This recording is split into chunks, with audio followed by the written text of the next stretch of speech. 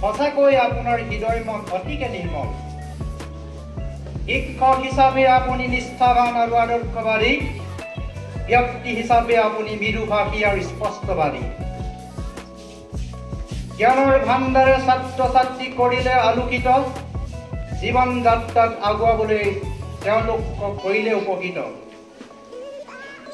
ছাত্ৰ ছাত্ৰীক কৰোৱাইছিল জীৱ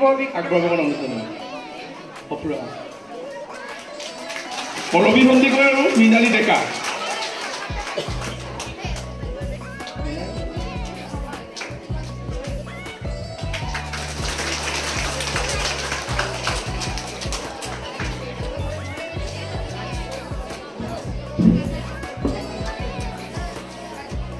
বিদায় সম্বৰ্ধনা পত্ৰখন মই পাঠ কৰিব বিচাৰিছোঁ।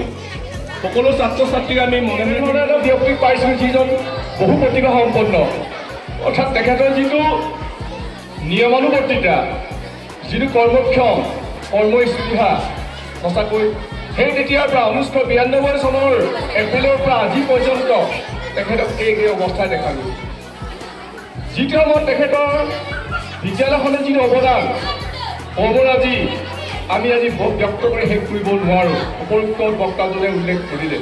যি কি নহওক মোৰ ফালৰ পৰা এটা ক'ব বিচাৰিছোঁ, তেখেতৰ যিখিনি নিজস্ব যিটো প্ৰতিভা, যিটো টেলেণ্ট বুলি কোৱা হয়, সংস্কৃতিৰ ক্ষেত্ৰত যিটো কালচাৰ ক্ষেত্ৰত যিখিনি প্ৰতিভা আছিল, বহুখিনি ছাত্ৰ ছাত্ৰীক হৃদয়ৰে প্ৰিয় পাইছিল। যিখিনি ছাত্ৰ ছাত্ৰীয়ে তেখেতৰ সান্নিধ্য লাভ কৰিছিল, সেইসকল ছাত্ৰ ছাত্ৰী হয়তো আজিও পাহৰিব নোৱাৰে। ঠিক তেনেকৈ আমি সহকৰ্মী হিচাপে তেখেতৰ পৰা সদায় আমি কোমৰ মনোভাৱ, কোমৰ কথা, মানে কি খং ভাৱ নাছিল, হাঁহিমুখীয়া আছিল, কুহুতীয়া আছিল, হাস্যৰস আছিল। আমি এনেকুৱা এটা উপলব্ধি অনুভৱ কৰিছিলোঁ, যিদিনাখন বিমল নাই মানে সত্যবাদ ছাৰ বিদ্যালয়লৈ নাহে, তেতিয়া গোটেই বিদ্যালয়ৰ ষ্টাফখন নিজান কৰিছিল। প্ৰত্যেকেই শিক্ষকৰ মুখত আজি বিমল নাই নেকি, তেনেধৰণৰ এটা আমাৰ মনোভাৱ সৃষ্টি হৈছিল, যিজন আমাৰ থাকিলে আমাৰ এটা অনুপ্ৰেৰণা, উদ্দীপনা যোগাইছিল। তাৰোপৰি তেখেতৰ এটা গুণ মই নক'লে মোৰ দুখ থাকি যাব, তেখেতৰ দুখত দুখী সুখত সুখী আছিল। তেখেত আমাৰ ষ্টাফৰ বাহিৰে সমাজখনত কোনোবা কিবা অঘটন বা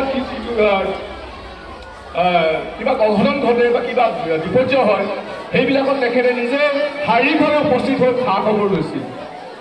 গতিকে তেখেতক মই এই অনুষ্ঠানৰ যোগেদি তেখেতৰ যিটো প্ৰতিভা, এই প্ৰতিভাখিনি তেখেতৰ যিমানখিনি জীৱন প্ৰতিভাৰ কৰ্মৰাজিবিলাক পৰৱৰ্তী সময়ত আৰু তেখেতে ব্যৱহাৰ কৰক আৰু মানৱ সম্পদ গঢ়াত তেখেত জড়িত হওক।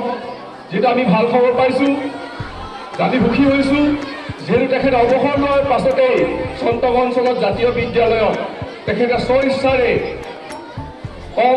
বিনা পাৰিশ্ৰমিকভাৱে এই অঞ্চলৰ ছাত্ৰ ছাত্ৰীসকলক শিক্ষাদান দিবৰ কাৰণে, পুনৰ আকৌ মানৱ সম্পদ সৃষ্টি কৰিবৰ কাৰণে তেখেতে নিজকে জড়িত হৈ আছে। তেখেতৰ যিটো মনোবৃত্তি, তেখেতৰ যি ইচ্ছা, আমি এই অনুষ্ঠানৰ যোগেদি আমি কামনা কৰিছোঁ তেখেত সুদীৰ্ঘ হওক, দীৰ্ঘায়ু হওক, সুস্বাস্থ্য হওক। তেখেতৰ যিটো কল্পনা, অলিক কল্পনা, সেই কল্পনা আমাৰ